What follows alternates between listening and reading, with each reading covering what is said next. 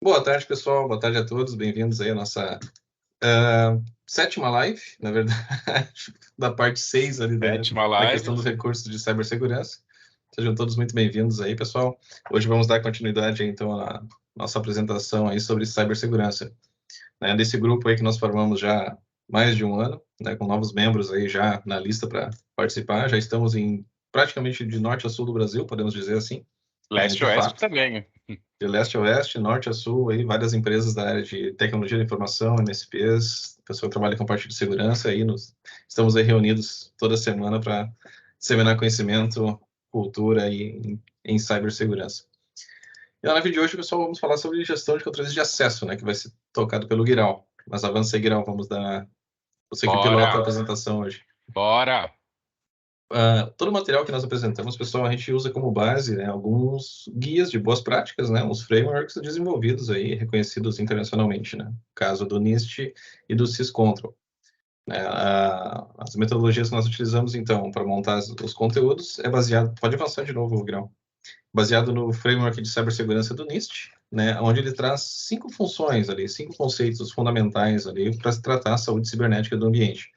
É você fazer a identificação do seu cenário, fazer todo o levantamento sobre ativos tecnológicos, ativos, entende-se hardware, software, né? Contexto empresarial, segmento da empresa, tudo que norteia ali, que alguma solução de tecnologia precise, né, proteger de alguma forma aquela estrutura.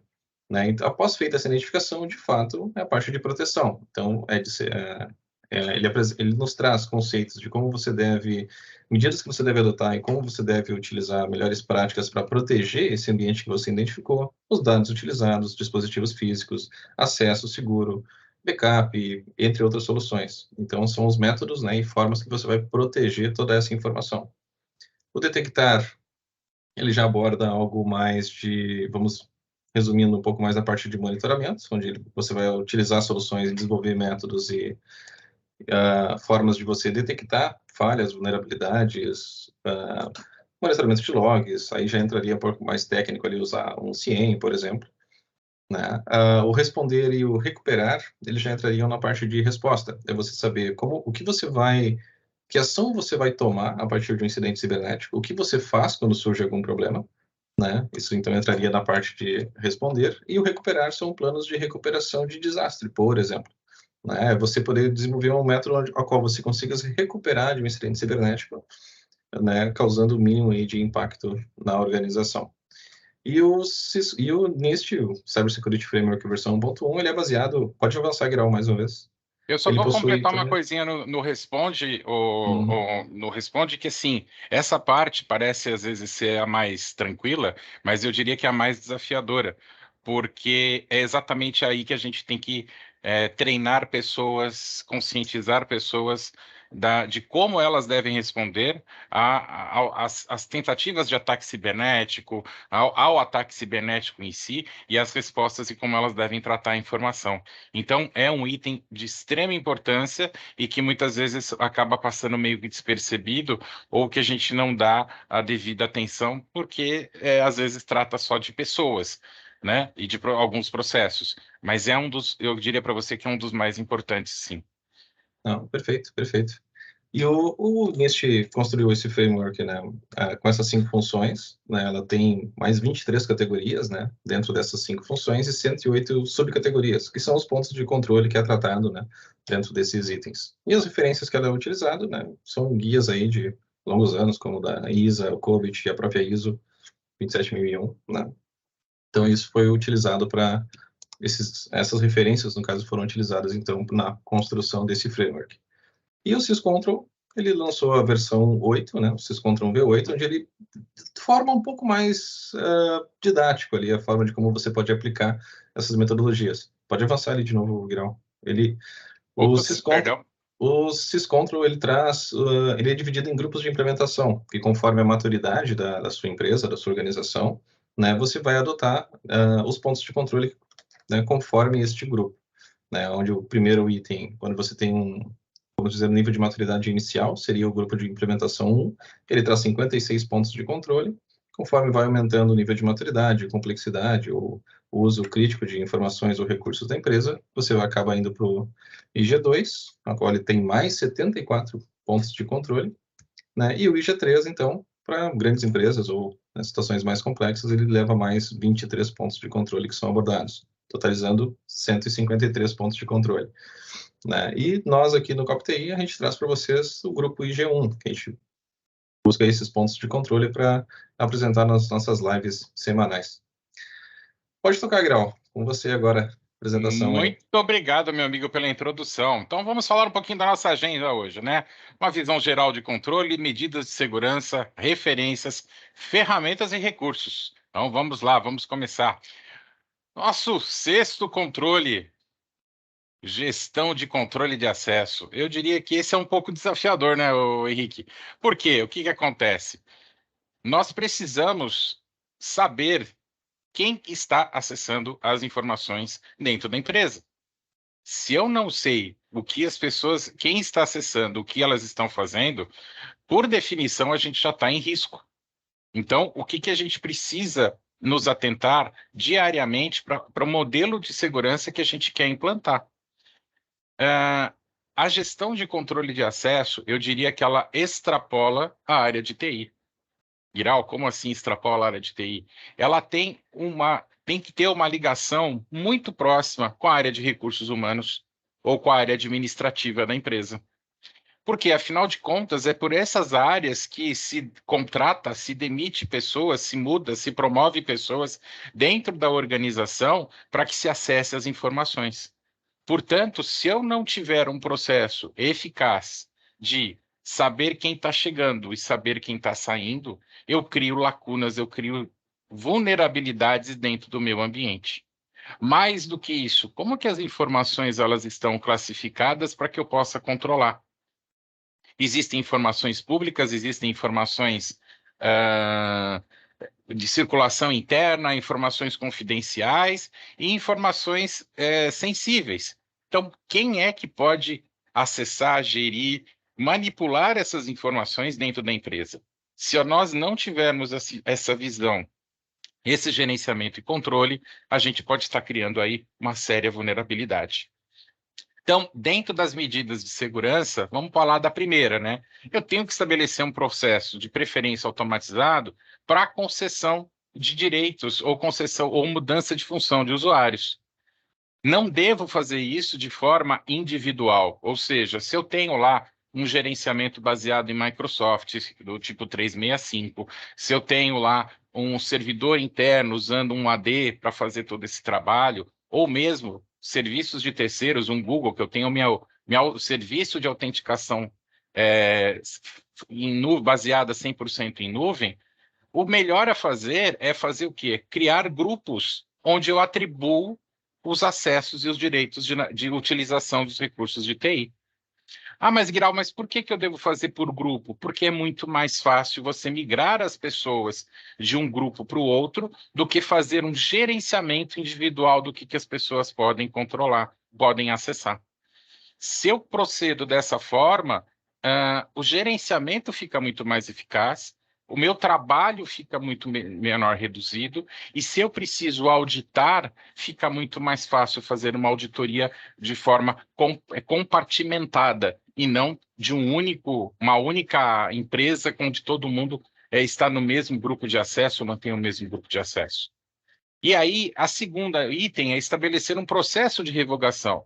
A pessoa vai ser demitida, é uma pessoa crítica, não é? Com quanto tempo de antecedência a área de TI precisa estar envolvida, ou eu preciso envolver as pessoas que têm o controle de acesso uma das outras, para que a gente possa fazer este processo. Então, é muito importante isso, a gente ter esse processo. E depois eu posso até comentar alguns casos com vocês. Se eu tenho acessos externos, e hoje assim, não é se eu tenho, né? Todos nós fazemos acessos às nossas informações de diversos lugares, independente de onde estivermos, e muitas vezes hoje totalmente fora dos nossos escritórios ou de onde a gente fica. Então eu preciso garantir de alguma forma que ao efetuar um login na minha rede, aquela pessoa seja e confirme que é ela mesma que está fazendo essa entrada no meu ambiente de rede, o acesso às minhas informações. Então, tanto a 6.3 quanto a 6.4, elas criam mecanismos de segurança para impedir que as pessoas não autorizadas utilizem senhas uma das outras. Por quê? Porque esse envio dessa chave, né, desse fator de múltipla autenticação, ele vai ser por um celular, ele vai ser por SMS, né, ele vai ser por algum outro mecanismo que esteja na mão da pessoa. Eventualmente, eu posso aperfeiçoar, isso hoje já funciona, eu posso colocar, por exemplo, um token, né, gravar um certificado digital num token e a pessoa também só fazer login através de um token. Então, a implementação desses níveis de segurança e dessas funcionalidades, ela vai variar de acordo com o quê? Com o tipo de informação, com a necessidade, ou se eu posso também implantar alguma coisa a nível de biometria. Então, à medida que eu tenho que a informação, ou que a rede, ou que o ambiente onde estão as informações, eles exijam maior controle, eu posso ir aumentando gradativamente os níveis de segurança. Outra coisa que a gente vê com vamos dizer assim, é muito comum, e eu posso depois citar mais um exemplo, ao se criar uma conta de perfil administrativo, como admin, administrador, administrator, ou enfim, as contas são padrões, ficar usando essa conta para fazer manutenção ou acesso às informações de gerenciamento. Aí qualquer um é administrador da rede, e sendo qualquer um, a gente não sabe quem está interagindo. Então, o ideal aqui é sempre a gente o quê? Criar usuários independentes para cada pessoa e para cada atividade que tem aí a necessidade de fazer a gestão do ambiente de rede, né? Isso está muito documentado, usar muitas vezes softwares de controle de senha, ou, no nosso caso, como MSPs, utilizar aí ferramentas que não divulguem senhas de usuário, mas que o processo de autenticação seja feita de forma automática e controlada através das ferramentas de gerenciamento. Então, a gente cria as medidas de segurança para que tudo isso funcione. Processos de concessão, eu posso verificar para comentar com vocês que eu trabalhei com um cliente alguns anos atrás, mais de 10 anos, e onde eu nunca tinha visto um processo tão bem feito de concessão de acesso.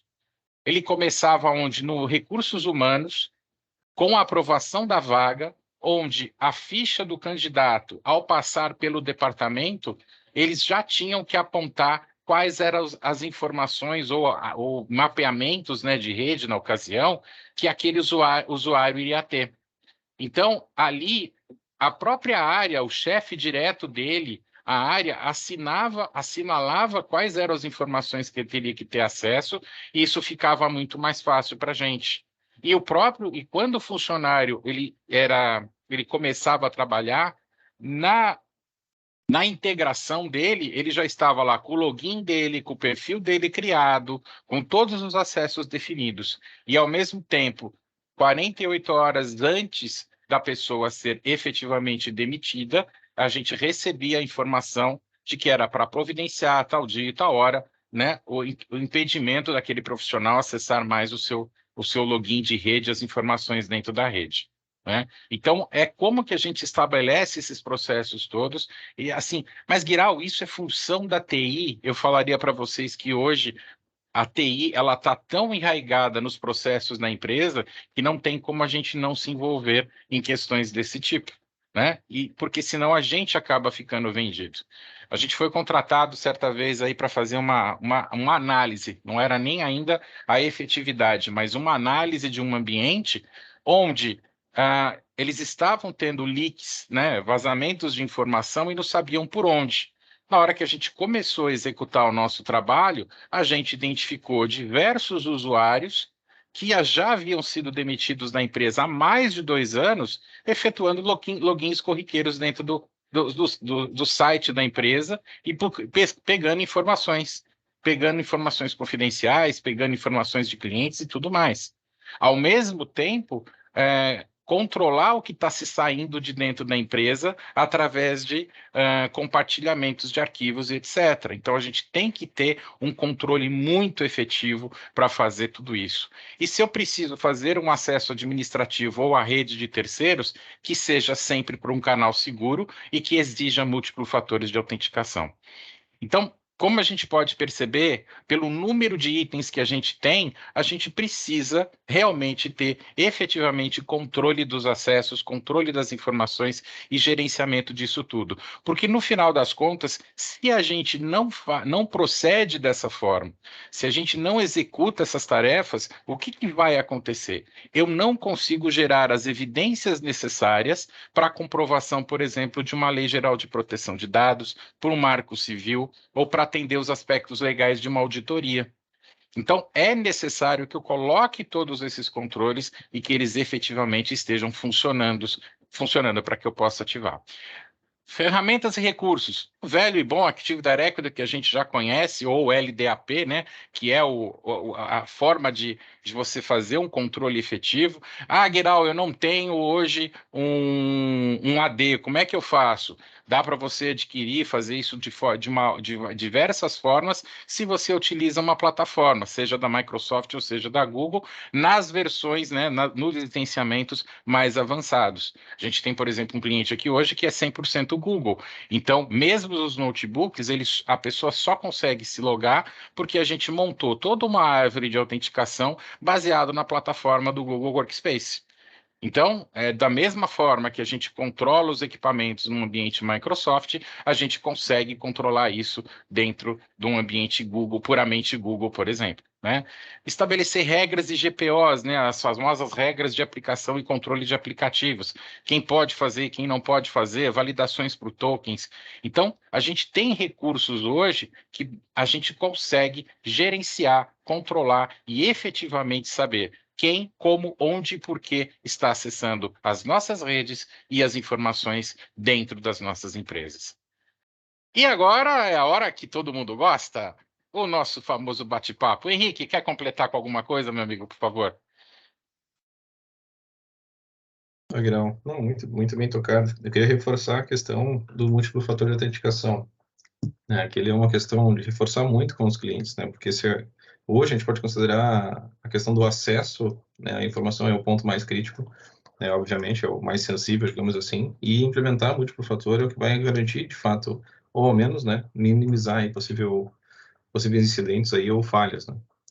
E aí, explicando rapidamente também, eu gosto de falar isso para os clientes, né? O que a gente, quando a gente fala, muitos aqui já é um assunto muito recorrente, mas quando a gente trata de múltiplo fator, a gente usa sempre os três itens, né? A gente fala em acessos, no caso, os fatores. É o que você sabe, o que você tem e o que você é, né? Então, você sabe o seu usuário e senha, você tem um token, então, aumentando o nível, além do que você saber a sua senha, você possui um dispositivo, um celular, por exemplo, né, onde você vai ter um token, e um terceiro fator, né, por isso o múltiplo fator, é o que você é, onde você utiliza a leitura facial, reconhecimento da impressão digital, íris, por exemplo, né? Então, é assim que a gente escala ali a questão dos múltiplos fatores de autenticação. Então, mesmo que alguém que vaze a sua senha, por exemplo, né, você não tem como, a pessoa não teria como acessar o determinado recurso, e-mail, armazenamento ou rede social, por exemplo, né, sem que ela tenha um token para poder liberar aquele acesso.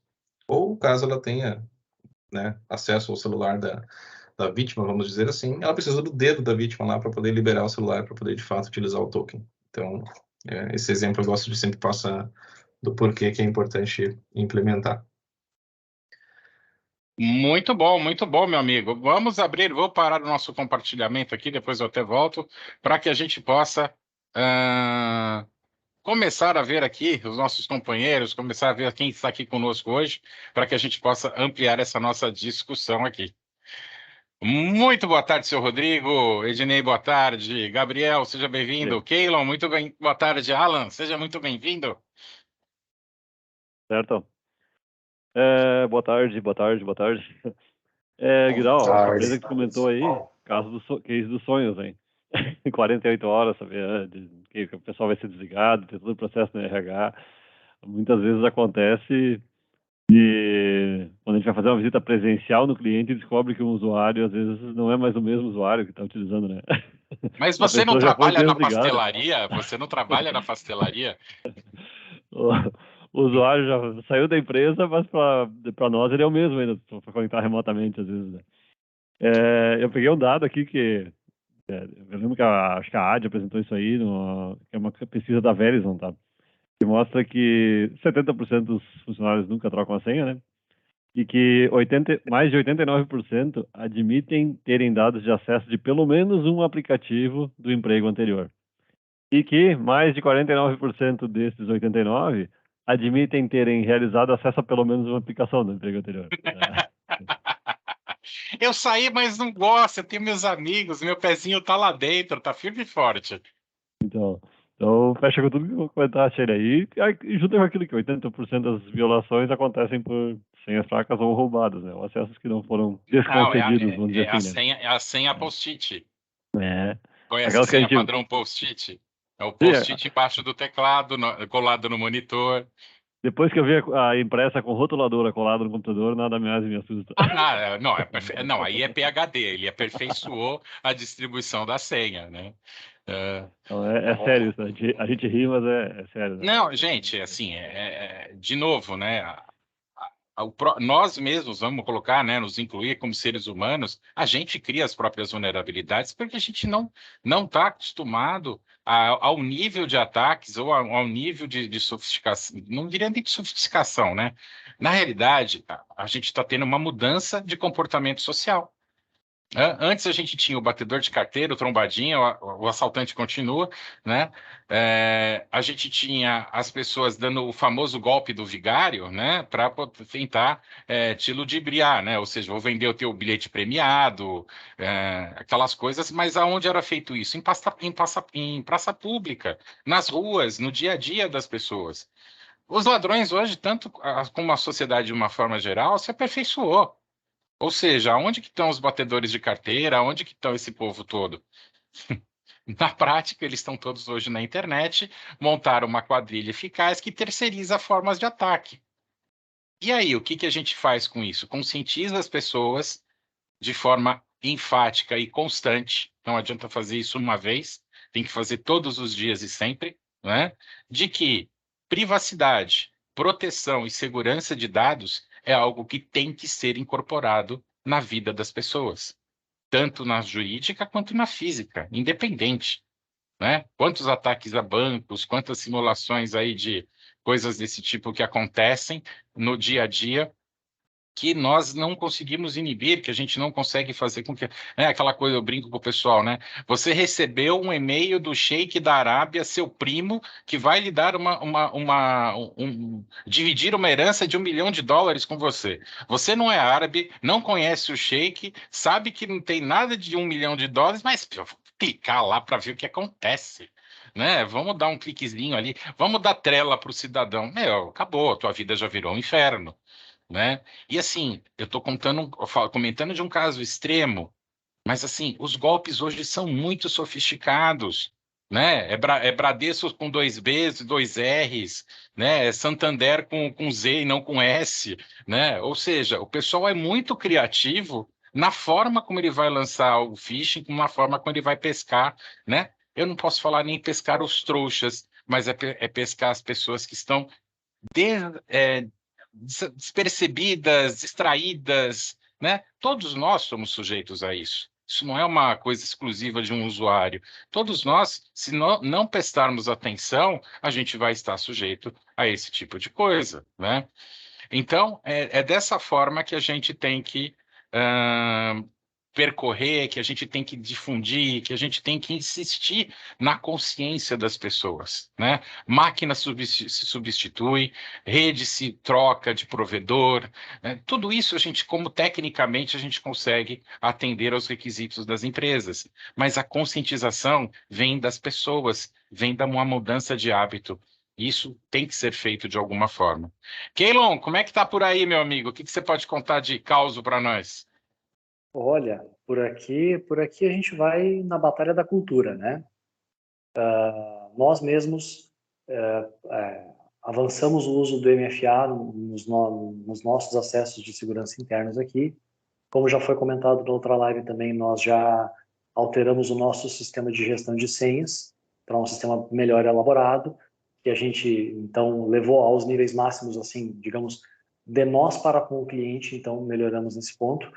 E os clientes, a gente bate muito, é uma questão muito cultural, então tem que ser bem conversado. Só, olha, tem que ter a senha, tem que ter a MFA. Daí a gente começa, assim, citando casos das coisas que acontecem, o não uso disso pode acontecer o quê? E aí, pequenas coisas, às vezes, assim, pequenos casos tocam os clientes, né? No ano retrasado, talvez, o pessoal conseguiu fazer um desvio no registro BR do Banrisul, tá? Isso era num sábado, meio-dia, 1h da tarde, por volta de 2 e pouco da tarde, alguma equipe de segurança começou a chamar o pessoal do Banrisul e a notificar eles, ou era pela manhã, não tenho certeza, mas assim, eu me lembro de receber o atendimento de um cliente que nos mostrou a tela, disse, olha, eu estou tentando entrar aqui, mas não consigo, isso aqui está certo e tal. Eu sei que no momento, assim, até a gente ficou um pouquinho em dúvida, nós recuamos. Só, olha, eles devem estar com uma instabilidade. Na dúvida, tu consegue pagar isso aqui na segunda-feira? Ah, eu consigo, então deixa para segunda. Foi meio que intuitivo, porque o site era o site do Banrisul, desculpa, os caras fizeram um redirecionamento ali. Nesse caso, eles fizeram um redirecionamento ao registro BR, ao nível de sofisticação é muito maior, ou seja, eles estavam com uma réplica eles montaram um banco, né? Não é nem a réplica, eles montaram um banco paralelo, né? Ou seja, usuário e senha autenticava e boa, meu filho. Isso aí nem chupa-cabra, né? É o rebanho inteiro, né? Sabe que ainda assim o usuário nem sempre ele é tão, digamos, honesto com a gente, né? Em falar o que ele faz. Então a gente expõe o que pode virar o problema sem colocar uma faca no pescoço e perguntar. Sim, claro, por um acaso tu não clicou naquela droga ali, então tu vai ver a consequência depois. Mas aí a gente tem que atuar um pouco, né? Só, olha, monitora a tua conta para ver se não aconteceu nada e tal. Por mais que tu não tenha clicado, cuida, né? Porque a gente sabe que ele pode estar indo dormir com a consciência pesada por ter clicado, ao menos ele está notificado. Cuida da tua conta, porque senão depois pode acontecer algum problema. Alguém pode cuidar por você, né? Alguém pode cuidar por você e aí pode começar a pagar umas continhas por lá também, né? Então, com pode certeza acontecer. Teve um erro essa semana que acho que eu ouvi no rádio, que fizeram um Pix para pessoa, um Pix assim, não foi um Pix qualquer, tá? Foi algum jogador que foi vendido e foram depositar o dinheiro do direito, os direitos, né, dele, e depositaram na conta de um outro cara, gente. 2 milhões, o cara do Flamengo. Exatamente. Ou seja, o coitado que recebeu isso, dependendo de quem for, ele fala assim, cara, peraí, né? Eu não acertei na loto ainda, mas já estão me depositando o prêmio, quer dizer. E você sabe que isso dá processo, né? Isso dá processo para o banco, porque muitas vezes, assim, tudo bem, quem errou não foi o banco, né? Mas ele é o meio, né? E aí isso dá umas dores de cabeça bem legais, porque como é que é? Estorno de Pix não existe, né, gente? Não existe estorno de Pix.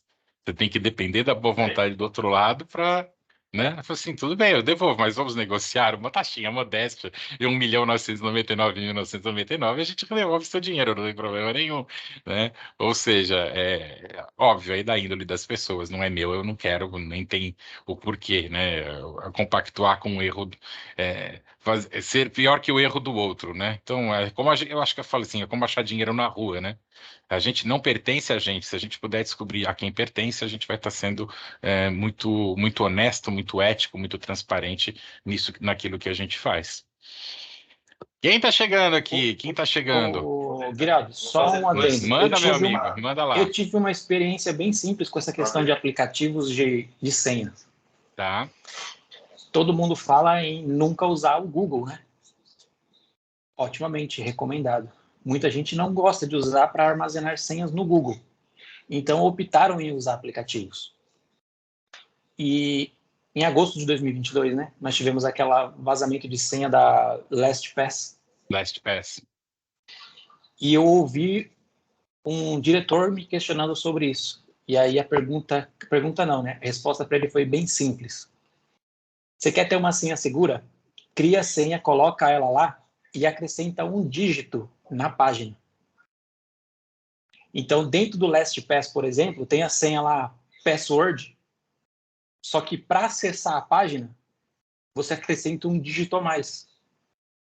Como se fosse uma manobra de esconder, né? Então, dentro do LastPass, ele passou a guardar as senhas dele, só que quando ele vai acessar alguma página, existe um número a mais, e não exatamente o que está guardado no LastPass. Inteligente e funcional. Sim, inteligente e funcional. Preferiu e ficou melhor do que o Google. Ou seja, ele abre a página de autenticação, ele seleciona o LastPass, coloca lá, aparece o login e a senha, só que na senha ele clica e acrescenta um dígito a mais manualmente. Dessa forma, a senha dele não está, né? Certeza, aumentou o nível de segurança absurdamente. Porque mesmo sendo roubado... Simples, né? A semana passada, se não me falha a memória, teve também mais algum vazamento de algum repositório de senhas, tá? Eu não me recordo qual deles, tá? Mas acho que a semana passada... eu vi, não sei se foi a Dashboard. Uma delas aí que teve algum vazamento de senhas também. Gente, a gente vai assim... A semana passada saiu uma estatística, o Brasil é o segundo país do mundo que hoje recebe mais ataques de phishing. Tá? E aí eu falo, por que será que isso acontece? Né? Por motivos de falta de conscientização das pessoas. Então, CopTI aqui é um prato cheio para a gente trabalhar esses conceitos e levar essa nossa missão adiante. Né? E também, infelizmente, né, nós temos aí hoje uma população que não tem um nível de escolaridade ou que o nível de escolaridade baixou nos últimos anos, com capacidade, muitas vezes, de interpretar os riscos que está correndo. Essa é uma dura realidade, e a gente tem que tentar, de alguma forma, procurar reverter essa situação. Reverter em que sentido? Consciência, consciência, consciência, consciência. Ah, Guiral, é malhar ferro frio. Bem-vindo ao nosso mundo. Né? Se a gente nem isso tentar, a gente não vai conseguir mudar a cabeça das pessoas, conscientizar os empresários da necessidade de segurança. Hoje de manhã eu estava num evento da Acronis e a discussão toda é como que nós, né, TI, estamos apresentando estas questões, né, de ferramentas, de conceitos, de frameworks, ou seja, de tudo isso, para a população em geral, para os executivos ou para os gestores de uma forma geral. Se nós continuarmos falando em informatiquês, ninguém vai entender as demandas e as necessidades. Portanto, a gente precisa traduzir tudo isso numa forma que seja visível para as pessoas, né? E que impacte no membro mais sensível do corpo humano, né? Vocês conhecem o membro mais sensível do corpo humano? É o bolso. Não existe membro mais sensível que esse. Então é assim, cara, quanto custa a tua empresa ficar parada 2 semanas sem você poder faturar, emitir uma nota ou fazer qualquer coisa? Né? Esses os impactos que muitas vezes a gente tem que saber. Ah, mas comigo não acontece até o dia que acontecer. Né? Então eu sempre falo, hoje, dependendo de qual estado das redes ou dos ambientes tecnológicos, não é se, é quando. Né? Não é se eu vou ser atacado, é quando eu vou ser atacado e posso ter as minhas informações comprometidas. Então, é essa mensagem que a gente vai ter que levar de conscientização para as pessoas, seja pessoa física, seja jurídica, independente, a gente tem que mudar a cabeça das pessoas. E, assim, esse processo educacional, ele começa na base.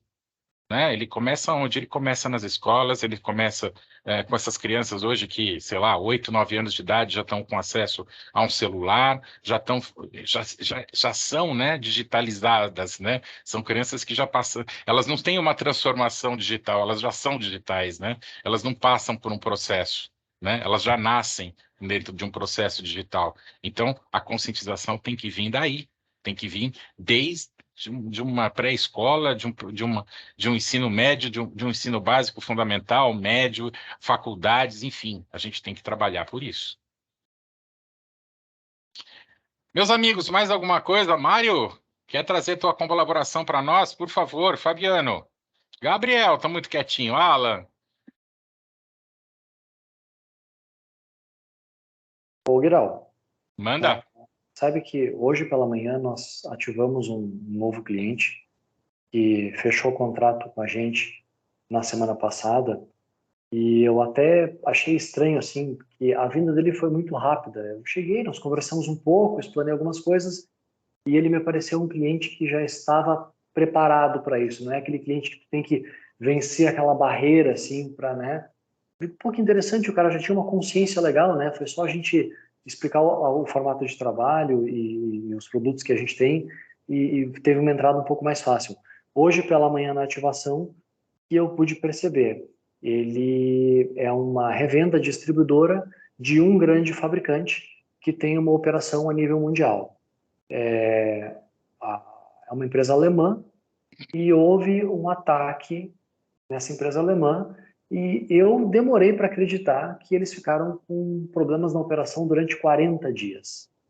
40 dias. 40 dias. Parece que o diretor-geral alemão mandou um e-mail por volta dos idos de 15 de janeiro e agora, perto do final de fevereiro, que as operações da empresa estavam retomando os pedidos em linha e tal. A operação Brasil deles passa 300 pedidos por dia, tá? De um material de valor substancial. Então, assim, a operação mundial eu não faço ideia a cifra. Para tu parar 40 dias, ou perto de parar, né? Porque para tudo e recomeça. E veio na carta em janeiro, veio que eles literalmente eles desligaram toda a TI até identificar o problema e recomeçar do zero. Então, eu fico pensando no tamanho disso. Né? Ele, por exemplo, aqui, uma distribuidora pequena, tá? Teve um impacto assim que bem significativo porque ele não conseguiu vender porque ele não tinha estoque, tá? Não foi nem culpa dele. Então pegou toda a cadeia. Quando isso acontece de cima para baixo, a gente vai conversar com o cliente já tomou a pancada, né? Pode ter sido não Já diretamente, tomou mas a pancada. Já tomou a indiretamente. pancada. E às vezes é assim, como a gente gostaria que as pessoas não precisassem tomar a pancada, no caso ele não tomou, mas já tivesse essa consciência para poder ir atrás da abertura para a gente conversar sobre isso, para ele pensar no número dele, entre o valor do nosso serviço, a nossa proposta, quanto ao que está na mesa pelo faturamento dele num evento que possa ocorrer. Quando há essa balança na conversa, certamente tu tem um novo cliente, certamente tu tem uma parceria e a gente consegue avançar. Muito Facilita interessante. muito o nosso trabalho, porque a compreensão já está feita. Né? Eu tenho feito as apresentações de propostas que nós fazemos, todos esses conceitos que a gente discute, eu faço questão de apresentar, né, para os clientes, tanto numa reunião preliminar, ou retomar isso também na apresentação da proposta. Porque é trabalho de formiguinha, né? É trabalho de conscientização. Você começa por uma pessoa, mas você tem que levar o conceito para o board inteiro e você tem que navegar sempre por essa situação.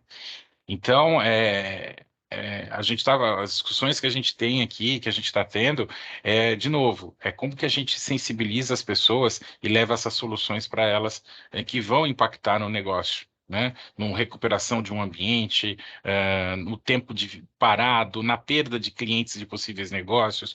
Qual é a perda de um faturamento? Né? Eu fiz um trabalho uma vez onde eu fiz uma investigação num centro um centro de logística e distribuição da empresa. Se só aquele centro parasse, ele deixaria de movimentar no dia mais de 10 milhões entre entradas e saídas de mercadoria. Ou seja, e qual era o problema? A infraestrutura estava precária, né? Eu brinco, dava para fritar ovo na sala de TI, de tão quente que ela estava. Então, são conscientizações que as pessoas têm que ter e que cabe a nós levarmos essas conscientizações, né? De como proteger, como acessar esses dados, né? Essa coisa de deixar esse funcionário pendurado, não controlar quem está acessando a informação, não verificar como que a informação está sendo distribuída pela empresa, vai gerar leaks gigantescos, vai gerar vazamentos. E agora, mais do que nunca, as punições já estão estabelecidas, quer dizer, a dosimetria das multas da NPD estão aí, gente, já é uma realidade. Então, imagina o que esses caras não têm de estoque de denúncia feita. né, represada aí para esperar a dosimetria, para começar a fazer as denúncias, os processos de investigação, e que muita empresa não vai conseguir entregar, porque não adianta entregar o do hoje, você tem que entregar o do passado. Você tem que comprovar o que foi feito para você controlar o acesso à informação e gerenciar tudo isso. Então, esse é um dos grandes desafios que a gente tem, né? E assim, é não falar de forma técnica, é falar de forma de impacto, né?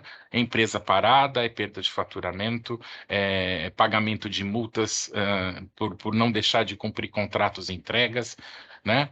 É tempo de funcionário parado, quantas horas os funcionários vão ficar parados sem fazer nada e você vai continuar pagando salário, aluguel, todas as suas despesas continuam correndo, quer dizer, né, nesse caso da empresa alemã, foi 45 dias dela deixando o pessoal de férias, porque não ia ter o que fazer, cara. Simplesmente não tem o que fazer numa situação dessa.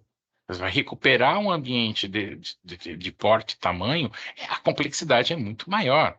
Fora que tem os legados, fora que tem aquele maldito que ainda deve estar rodando um XP num CNC da fábrica, aquelas aventuras que a gente já conhece, né? E aí, puta, pegou o XP. Esquece, cara.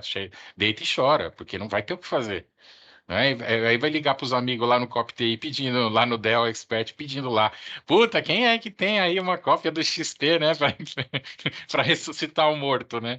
E vai por aí, quer dizer, você não vai ter recurso interno para se safar de um negócio desse. Mas você está falando de uma empresa grande. Não, gente, eu estou falando de empresas pequenas.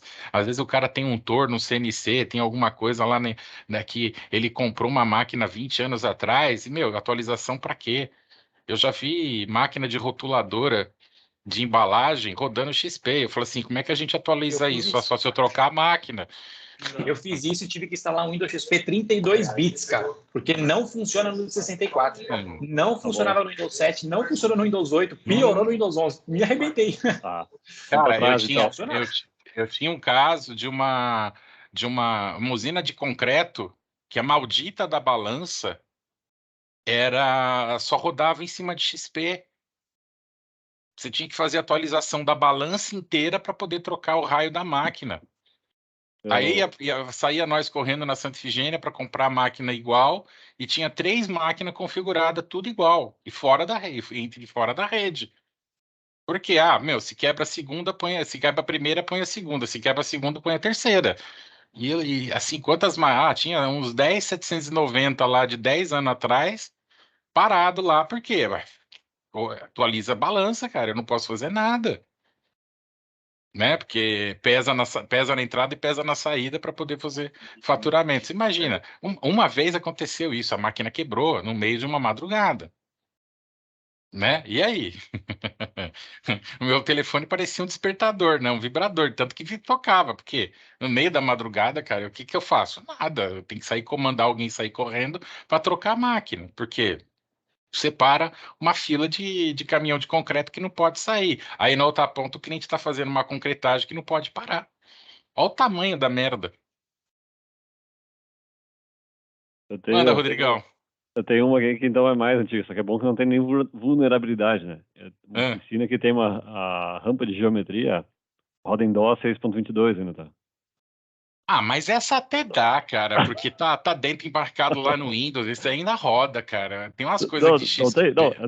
É DOS nativo. Não, eu sei que é DOS, mas, meu, esse ainda você salva, vai. Se botar um Windows lá e abrir uma janela, ele deve rodar, cara. Né? O cara tem um estoque de placas de K62, de coisas do tipo daquela época lá, porque ainda é ISA, a placa é desse tamanho, né? A placa que conecta, é ISA, a placa que controla a rampa. Aí, faz uma coleção, né? Tem uma coleção, parou a rampa de geometria, vai lá, pega outra e põe outra. A gente tinha um cliente também aqui em São Paulo que tinha uma esteira de separação também feita em cima de XP. E a empresa que inventou esse troço há 20 anos atrás, sumiu do mapa, foi comprada por alguém, sei lá. Tinha estoque, cara, até o dia que pegou alguém no Brasil para desenvolver o software que o cara tinha feito lá atrás para poder colocar de volta nessa esteira, nessa rolagem de esteira, para poder atender. Então a gente vai vendo as vulnerabilidades, obviamente, tem coisas que a gente vai ter que necessariamente você vai ter que conviver até por questões do cliente, mas as outras, né, de funcionário que entra, funcionário que sai, né, contratação, gente, assim, a pastelaria que de vez em quando o óleo, não adianta o óleo estar quente, ele tem que estar fervendo, né, porque não adianta. A gente chegou com um negócio aqui semana passada, sexta-feira, 5 horas da tarde, começa um funcionário na segunda, e você não tem uma máquina para alugar? Porque eu não... Quando que vocês ficaram sabendo que ia contratar agora? Cara, aí não dá, né? Aí é complicada a coisa. Senhores, o papo tá muito bom, mas chegamos aí a mais um fim do nosso bate-papo aqui semanal da nossa live da COP-TI. Senhor Henrique, faça as honras da casa, meu amigo. Perfeito. Muito bom, senhor. É sempre bom aí a gente fazer essa troca de experiências aí, esse bate-papo. Sempre bem gratificante aí, com certeza. Sempre absorve conhecimento, né? Sempre a gente vai conseguir absorver para utilizar de alguma forma, ou para nós, nossos clientes, sempre, isso é sempre aí muito proveitoso. Quero agradecer novamente a participação de todo mundo aí, pessoal. Próxima semana, estamos de novo. Próxima semana vai ter um mais especial aí, a gente vai ter uma atividade local lá, mas depois a gente vai divulgar nas mídias sociais. Aí vai ter um participante especial aí para nós falar sobre gestão de vulnerabilidades. Também um tema bem importante, pessoal. Certo? E sigam nós nas redes sociais. Tá? O canal COP-TI, @COP-TI oficial, tá? No Instagram, no Facebook. E nós temos nosso canal no YouTube, onde a gente carrega todas as nossas lives lá também. Beleza, pessoal? Um excelente dia a todos. Uma boa tarde a todos. Mais uma vez, obrigado pela participação de todos. E quinta-feira que vem estaremos todos juntos novamente. Falou, rapaziada. Pessoal, Um abraço, tchau, gente. Até mais. Tchau. Vai continuar chorando, mas que